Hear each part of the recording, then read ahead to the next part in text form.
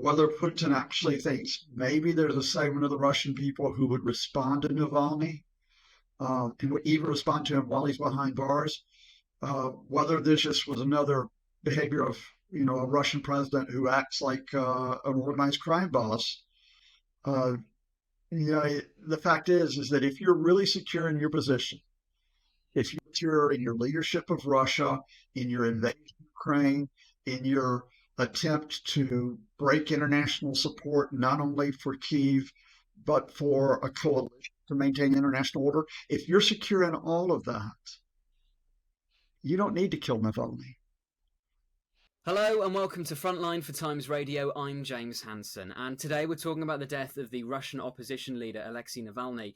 I'm delighted to be joined by Scott Lucas, regular guest on Frontline, Professor of International Politics at University College Dublin's Clinton Institute. Scott, welcome back. Thank you so much for joining us. Thanks for having me, James. Big day in terms of the news about Alexei Navalny. What's your reaction? I mean, the reaction immediately is when the news came through was just being a bit stunned on the one hand, because it's like, wow, Navalny's dead. And then on the other hand, not being surprised at all. Alexei Navalny himself had said, as the prison sentences accumulated, more than 30 years he was going to have to serve, that he would never see freedom during his life, as long as Vladimir Putin was in power. And I think he's a shrewd enough person that he wasn't just simply playing to the crowd. He knew that was probably the case. I think what caught me a little bit off guard was why now? I mean, if this is a case where Navalny was bumped off, where he was assassinated with the cover up that, he collapsed after a walk and he never regained consciousness, if that's just a cover up and the Kremlin has decided to do away with him, I kind of thought, well, why? Why would you already had contained him? You already had not only given him decade prison sentences, you had moved him all the way to Siberia to try to cut him off from everyone. You had tried to restrict his communications. You have harassed, intimidated, indeed detained many people on his team, his attorneys. Vladimir Putin is going to win the managed election next month. Why do this? And then it kind of dawned on me that Alexei Navalny was thousands of miles, even if he was being put in the harshest of conditions, even if he was unlikely to have any impact on that managed election in terms of the official result, he still bothered Vladimir Putin. He still niggled him. Whether it was a matter of pride that Putin just cannot stand anyone who is prominent in voicing criticism, whether Putin actually thinks maybe there's a segment of the Russian people who would respond to Navalny, and would even respond to him while he's behind bars, whether this just was another behavior of a Russian president who acts like an organized crime boss. The fact is that if you're really secure in your position, if you're secure in your leadership of Russia, in your invasion of Ukraine, in your attempt to break international support, not only for Kyiv, but for a coalition to maintain international order, if you're secure in all of that, you don't need to kill Navalny. It's really interesting you say that, actually, because some of the analysis I've seen in the few hours since the news broke is kind of divided into two camps. Those who say this shows that Putin is stronger than ever because he's able to kill off his political opponents without any pushback. And yet I've also seen other people articulate that very point you've just made, Scott, that actually, if you were in a really strong position, you would not need to kill your opponents. Yeah, Putin's always allegedly bumped off his political opponents. I mean, you think back to Boris Nemtsov back in 2015. You think of others who have allegedly died, possibly at his hand. Business figures, oil figures, activist, journalist, of course, like Anna Politskaya, former KGB spies like Yuri Litvinenko. Putin's never been shy about enforcing the ultimate penalty on those who he thought crossed him. So in that sense, bumping off Navalny is not unusual, but doesn't necessarily really show strength. Uh, you know, it just shows that Putin had decided it was, if this was an assassination, it was time for Navalny to go. Again, I think the point is that if Navalny had been killed off like Nemtsov in the middle of Moscow, indeed, in view of the Kremlin, on a bridge, shot to death, then perhaps those who say Putin's so brazen that this proves his strength, maybe they've got a point. But this didn't happen in the middle of Moscow. It didn't happen under the walls of the Kremlin. It happened far, far away with a figure who, in effect, had been cut down to size, at least in the sense of the Russian system. I just put it to you this way. I think that Vladimir Putin is in the midst of what was the biggest gamble of his political life. That gamble, of course, happened outside of Russia with that invasion of Ukraine that's entering his third year. He has not won that gamble. Indeed, in some respects, I think he's lost it, even if Russia has minor advances on the battlefield. He will not have the conquering of Kyiv. He will not have a puppet government in Ukraine. He will not have much to show the Russian people for 2 years of sacrifice, hundreds of thousands of lives lost on the battlefield, international sanctions, international court judgments against him. He doesn't have that victory, that gamble, and it rankles. I think it rankles him. And the reason why I say that, because I know the pushback we're going to get when this goes up on social media. How can a guy say this from the UK or from teaching in Ireland? How could he say that about Vladimir Putin? If you look at the Russian response today, while Vladimir Putin did not respond at all to this, the foreign ministry did put out a statement through the standard spokesperson, Maria Zakharova, and it was a statement that was a statement of being rattled in the sense of, the U.S. we know the U.S. is going to come after us and they're going to blame us. This just shows how bankrupt the U.S. is, how bankrupt NATO is.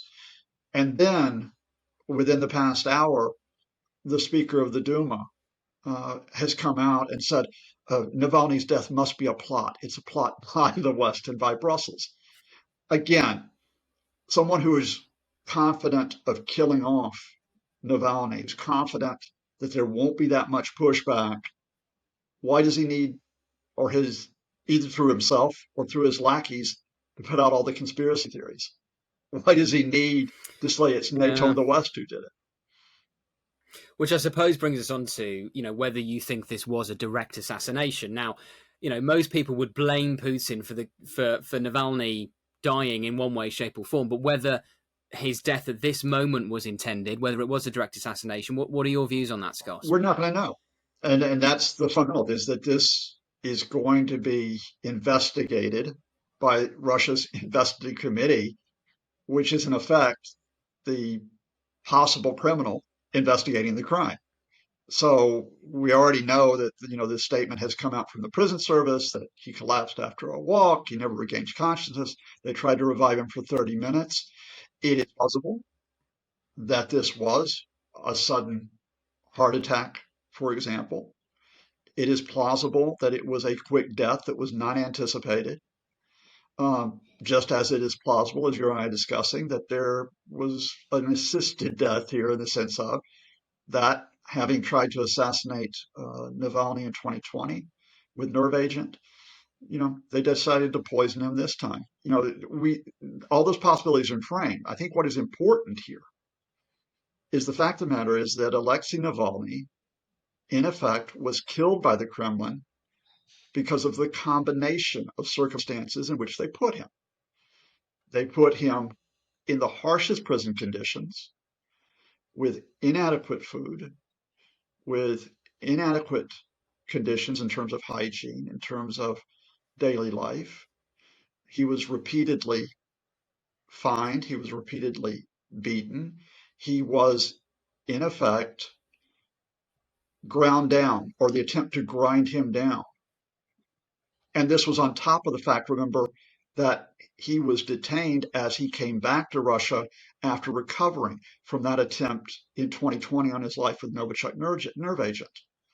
So whether Navalny died because of the prison conditions or whether he, in fact, was poisoned, the outcome is the same. That Alexei Navalny, had he been a free man, or even had he been a man who had a decent detainment with adequate food, adequate exercise, adequate environment, he would be alive. He's not. It's interesting. Joe Biden has come out in the last few hours saying that he very much views Vladimir Putin as being directly responsible for Alexei Navalny's death. So that absolutely tallies with what you say there, Scott. Just on the reaction in and around the Kremlin, how do you think this will be interpreted by those close to Putin, the kind of people who, if he was ever going to be deposed, if there was ever going to be some kind of internal move against him, how will they see this? Will they interpret it as the sign of weakness that you describe? Well, before we get to trying to read the Kremlin, I think I want to pick up on your point about Joe Biden I think it's important to note it's not just Joe Biden who's come out and said, I'm holding Putin responsible for this. What was striking to me is that well before Biden came and made that statement out in Washington was the series of leaders who said the same thing and used even harsher words in terms of their criticism. We're talking about the European Union leaders, Ursula von der Leyen, Charles Michel, Joseph Borrell have all said this. We're talking about the leaders of states beginning with the first wave of reactions, which came, for example, Baltic states, which came from Poland's Donald Tusk, which come, of course, from Europe, from Germany's Olaf Scholz, and then have come from leaders like Justin Trudeau in Canada as well.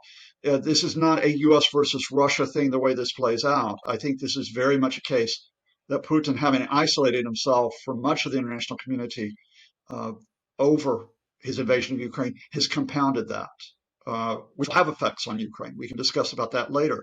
If we're going to talk about the reaction of the Kremlin, look, I mean, let's come back to the analogy, which is, an organized crime boss, right? Who bumps off someone who, while not really being an immediate threat, you bump them off to show what can be done to anyone who crosses you. Now, of course, I think that sign, will be seen by those in the Kremlin. And I think in terms of wider reaches of Russian society, amongst activists, amongst NGOs, amongst journalists, amongst any opposition politicians, look, if you challenge Putin, it's at your own risk. And I think we need to remind ourselves that this comes as well, only several months after Putin probably knocked off a man much closer to Moscow in terms of being free, being able to move about, Yevgeny Prigozhin, the head of the Wagner Group mercenaries, who suddenly dies in a jet crash. I think the Prigozhin assassination, if that's what it was a much more immediate need for Putin to show, don't cross me, given that only 2 months earlier, the Wagner Group had in fact rebelled and moved on Moscow. I think in Navalny, it's sort of a wider message, which is, look, not just this month, not just this year, but for years to come, I'm the guy at the top here. But again, how do people respond to that? Do they respond to that simply by saying, oh, yeah, you're absolutely right? Or do they respond to that again by looking at Putin and thinking, Navalny was that much of a threat to you? Navalny, who supposedly, according to the Kremlin, only had 2 or 3% support? Navalny, who wasn't even able to be an opposition candidate in these elections for obvious reasons?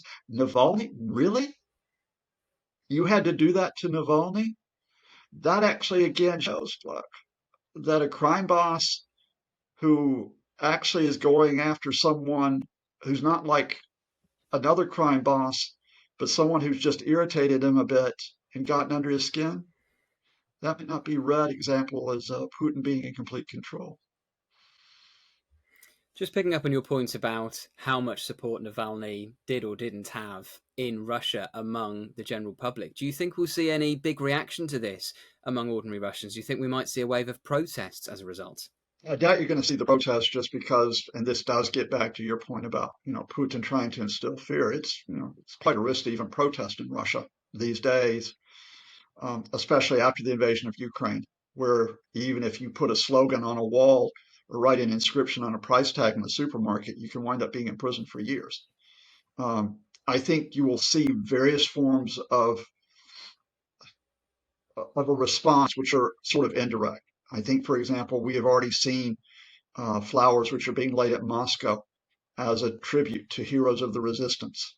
It's a coded way of actually saying, look, that's Navalny, or flowers being laid at monuments to victims of political repression. Again, Navalny. Uh, I think you will see statements which are very different from some quarters of Russian society.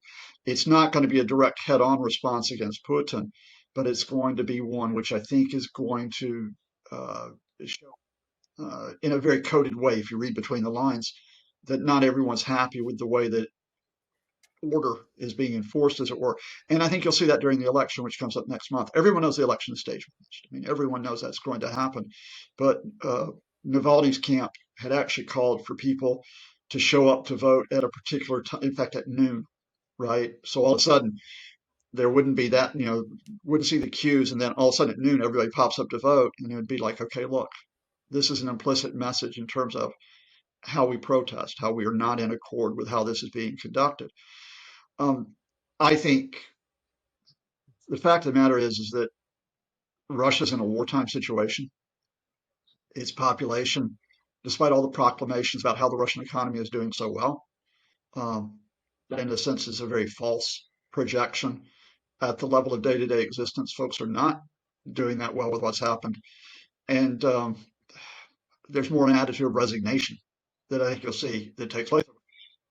But this lays the seeds. If things do not go well for Putin in the following few months with the Russian economy, with Russian society, and importantly, with that invasion of Ukraine, if that doesn't go well, then those seeds of discontent possibly could flourish. That's really interesting. I was going to ask you whether you think Navalny's brand of liberal opposition to Putin has died with him, but by the sounds of it, you think that it might still be there. Yeah, I mean, it doesn't die with him, but again, here I want to be very careful about Navalny because Navalny is a bit of a complex figure, and I think we need to recognize this because the Kremlin's attack line, and it's coming out through their activists, including their activists in the UK and in the US. I'm watching this. Oh, remember, Navalny was at one point a nationalist politician who said some very xenophobic things, who said some things that were very hostile to religious and ethnic minorities, and this is true. Now, Alexei Navalny had changed in terms of the statements that he made in recent years. He wasn't the same politician that he was more than a decade ago. But I think just saying that type of liberal opposition kind of it's not the right framing for it because when we think about liberal opposition in the West, we're thinking about our particular type of democracy, our particular type of the way that social issues are negotiated, political issues are negotiated. Russia's a much different system. It's a system which comes out in 1991, which has a whole range of turmoil, of upset, unrest. Navalny is just very much the kind of opposition which said, this is not a one-man system in perpetuity. This is not a system where Russians simply should have to accept rigged elections, where they should have to accept an economy which only enriches a few people, a system where those who are opponents of that elite could be killed at any moment. You don't have to accept that. That's what was really behind the protest in 2011, 2012, which were the widest expression of discontent we've seen in recent years. The very fact that the Kremlin could suppress a lot of that discontent shows you the fact, which is, no, we're not talking about a situation of regime change here. And I doubt we're talking about regime change at this point. We're not talking about an implosion like we had in 1991 with the old Soviet Union. But again, I come back to this. Remember that the Soviet Union's downfall didn't occur within a few weeks or a few months. It was years of erosion. erosion of the ruling elite, of their authority to lead, and of their legitimacy. And Vladimir Putin, now in effect, if you want to talk about this, this is his second gamble. The first gamble, if Navalny was assassinated, or even the very fact that he was killed slowly. This is the second gamble. First gamble, Ukraine. Second gamble here, I can do anything to anyone. If conditions don't improve for Russians over the next year, next 2 years, next 3 years, what Mark Galeotti calls the stage of late Putinism could be terminal Putinism. I've seen some people make comparisons today, Scott, between Putin and Stalin and saying this is straight out of the Stalin playbook. Do you think that's an appropriate analogy? No, I don't, because Putin's Russia is not the same as Stalin's Soviet Union for a lot of reasons we could go into. I mean, the Soviet Union was a much different type of experiment. It had the whole idea of Marxist-Leninist ideology, the idea that it was going to reach that communist endpoint. All the other systems, the opposition systems that were there in the West. Uh, when that didn't come about, or when Stalin got crossed, he could act very, very quickly in terms of getting rid of political opponents, or he could act in terms of violence. Millions of Russians eventually, millions of Soviet citizens eventually dying at the hands of that man. When you talk about Putin, there's not an ideology behind what Putin's doing versus his political opponents. There's not like an ideology of communism, which there's not like an ideology of a post-communist moment in terms of what should economy be, what should society be. There's just this vague notion of Russia, and Vladimir Putin supposedly embodying it. That means Alexei Navalny was not a rival politician in the sense of someone in Putin's inner circle. Stalin got rid of people in his inner circle to take power. That's not the case here. This wasn't a military commander who could rally troops against Putin, as Stalin got rid of military commanders back in the 1930s. This wasn't someone, in other words, within the elite who was purged. This was someone who was very much the outsider that Putin got rid of. And I think it speaks again to the fact that what we're witnessing is not a battle over a system, a national system, in which Alexei Navalny was challenging it. This is, again, with a lot of support from a lot of people, but this is one man system. This is Vladimir Putin's system that was being challenged by another man who didn't have Putin's resources, who didn't have his palace, who didn't have his riches, who didn't have the system of patronage where he could play favorites, who didn't have state TV, who didn't have the military. This was one man who persisted. And the very fact that that man could rally at least a section of the Russian population with all those odds stacked against him in Vladimir Putin's personal system, that at least has to say something, even if Alexei Navalny is dead now. And it speaks to Vladimir Putin's paranoia. I mean, first we saw the death of Prigozhin, which, as you say, we don't know for certain, but seems very likely to be attributable to Vladimir Putin and his regime. Now we've got Navalny's death. Presumably that paranoia is not going to go away. If you're someone like Putin, paranoia is built into you as a person. So where is he going to look next? Are there other dissidents who he'll be targeting now? Russian system's already targeting every dissident you could talk about. I mean, almost every notable organization of civil society has now been put on the foreign agents list. You could talk about Memorial, which was one of the first human rights organizations after the fall of the Soviet Union, there to document repression, to document those who had been unjustly imprisoned, banned. You could talk about the Sakharov Foundation, after one of the greatest Soviet dissidents, named after Andrei Sakharov.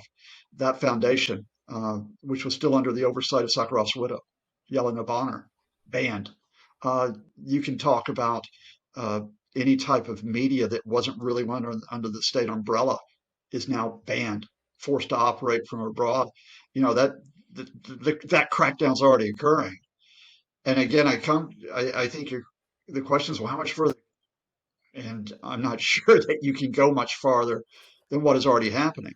I mean, just to reinforce that point, we're going to watch an election a month from now in which there are a few handpicked candidates that will run against Putin. But here, a man who was supposedly so secure in his position, first of all, uh, through his agencies, banned a journalist uh, from running, uh, Ms. Duntsova, in December, just because she, got sufficient signatures, which should have been on the ballot. And then, of course, he's banned the opposition politician Boris Nadezhdy, just because he could collect more than 200,000 signatures. So, everything is being clamped down on at this point. That is all going to be well and good if tomorrow Vladimir Putin goes to the Russian people and says, I have just negotiated with the international community, and we now can annex, or we now have had confirmation of the annexation of 20% of Ukraine, not just Crimea, but those 4 regions that he formally declared annexed back in September 2022. If he could do that, then he's off the hook. He's got a victory. But he can't do that yet, which is why my question is that with everything that we're talking about, which is important about the Russian dynamic today, Vladimir Putin's fate may be decided on that gamble outside of Russia. Can he break the international support for Kyiv, where he can declare a victory this year, either on the battlefield or at the purported negotiating table? That's really interesting. And you mentioned earlier on, Scott, you put it really nicely when you said that his first big gamble was the war in Ukraine, and now potentially this is his second big gamble. Do you think you can draw almost a direct line between those two things? Not only can you draw a direct line between it, that I think Putin is obviously a bit unsettled in terms of his domestic position because he hasn't been able to deliver it. I think you can now talk about an interaction between those two that is going to be very important to watch. Let's consider the timing of this, whether or not Alexei Navalny was assassinated, whether or not he died simply because of the poor conditions. We're at a moment where U.S. aid to Ukraine, military, economic, and financial aid, is being held up by a group of Trumpists and a group of hard right Republicans, and have almost been holding that aid hostage in the House for months. Within weeks, they have to decide whether they're going to continue that blockade over a bill that's finally been passed in the upper chamber of the Senate. 61 billion, more than $60 billion in aid to Ukraine. We're at a moment where the European Union has been able to pass 50 billion euros in aid through 2027, beating back the opposition of Putin's de facto ally, Viktor Orban of Hungary. We're at a critical moment in terms of the international community and whether or not it is supporting Ukraine. I am watching to see what the reaction will be. But in the United States, for example, there are a number of voices which have come out, not just from Republicans, not just Democrats, but across the parties, who have condemned what they see as the killing of Alexei Navalny. It is possible that Putin, if, again, he had a role in Navalny's death, he may galvanize a reaction in the States where that aid to Ukraine is passed. It is possible, indeed, we're already seeing it today at the Munich Security Conference, where a lot of the European leaders have been speaking, where Putin, again, has galvanized Europe to say this must not stand. This must not stand inside Russia, but this must not stand in Ukraine as well. So, in other words, Vladimir Putin was playing the game of trying to break international support for Ukraine. If he has been so blatant in terms of getting rid of Alexei Navalny, people take stock and say, well, he's not exactly the guy who's going to stop in trying to get rid of Ukraine either. I wouldn't put any bets on this because American politics is very dysfunctional at this moment. And the EU, as anybody who watches the EU, can be quite tricky and a bit slow in the way that it responds. But I do think that if this 24 hours of reaction in terms of the international community continues for days and for even weeks, Vladimir Putin, he got rid of Alexei Navalny, but he may have gotten rid of or sort of doomed his project to get rid of Vladimir Zelensky. I mean, in which case, that is a massive strategic mistake by Vladimir Putin.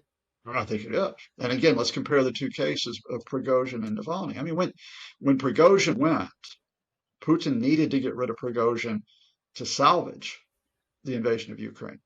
I mean, because Prigozhin, in effect, had walked away from it. He'd walked his Wagner Group mercenaries away from it, and he was blackmailing Putin. Either, if you want me back in terms of, providing the cannon fodder for that invasion, you've got to get rid of your defense minister and your top general. And that's where Putin drew the line. In this case, uh, Putin had no reason to get rid of Alexei Navalny for the sake of the Ukraine invasion. Uh, he had a prospect, a chance, for example, he could get a compliant Congress, or at least the Trumpists in the U.S. House, and that he could see Donald Trump walk into the White House in January 2025. And yet he went ahead and possibly, again, Navalny's death, whether or not Putin did it, that puts a question mark over that. I It may be that those in the Kremlin think, well, you know what? Will that many Americans really care about Alexei Navalny now or 24 hours from now? Will that many Europeans care about Alexei Navalny next week? Will people in Asia care about Alexei Navalny? That could well be, and they might be right. But again, they might be wrong. Just finally, Scott, it's probably worth taking a few moments just to say a word or two about Alexei Navalny, the man. The bravery he has shown over recent years is remarkable. What is his legacy? I think, as we discussed earlier, Alexei Navalny was not an angel. There are statements that you could pull out from Alexei Navalny. You don't even have to cherry pick. It came out from Alexei Navalny as he made his way through the Russian system, in which he was not upholding the rights of others. He was not upholding tolerance. He was not upholding a sense of decency. There was that Alexei Navalny. But then there was the Alexei Navalny who, again, I think when he made the decision that he was going to call on Russians to protest in 2011, where he was doing it from a sense that, yes, there were rights that were important for all people. There was a sense of political dialogue that was needed in Russia, that the rules of the game under Vladimir Putin were standing in the way of that. And I think as Alexei Navalny pursued that, Alexei Navalny, the man, I think gone was the xenophobia that you saw.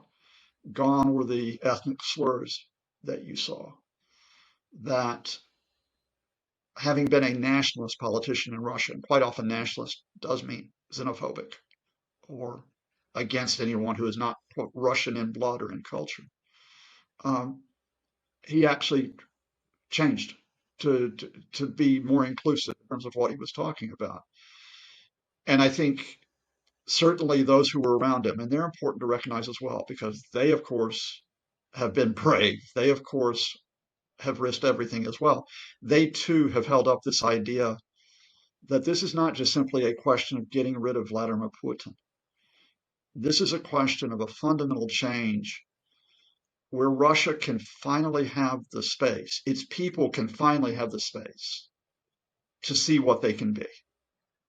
That it's not just the question of having gone from a communist elite to basically a profit-making elite, that you have to continue to have that system with a small group of folks at the top who just shout Mother Russia, and everyone else is kind of like, okay, we either choose to follow it or we get ground down.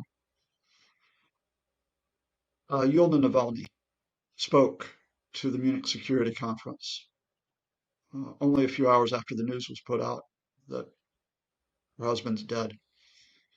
And I urge anyone to watch that clip from the Munich Security Conference, because when she spoke, and she obviously talked about the fact that Putin was responsible, but when she spoke about her husband, she was speaking about a person, not as a politician, not as someone who was just simply trying to grab a share of power, but as someone who in his life had made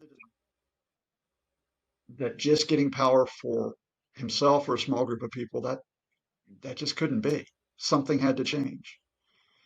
It had to change for the good of their family, the good of their children, what would come, the good of other Russians and their families. And that, I think, was a really fitting tribute uh, that Alexei Navalny's life has come to an end at the age of 47. But what Alexei Navalny has done doesn't die with him. It is now incumbent upon others to try to find their own way, to try to find a way which is not based on hostility, which is not based on aggression, which is not based on invasion, to try to find their own way, which is based on finding that dialogue uh, where Russia can be a space where everyone can participate and where their neighbors or countries that don't have to face invasion and therefore their can also enjoy a better life as well. Scott, that's a fitting note to end on. Thank you so much for joining us today on Frontline. Thank you so much, James. Thank you for watching this episode of Frontline for Times Radio. For more on the war in Ukraine, subscribe to the Times Radio YouTube channel, listen to Times Radio on your digital radio, or you can read the Times online with your digital subscription or in print. Thank you and goodbye.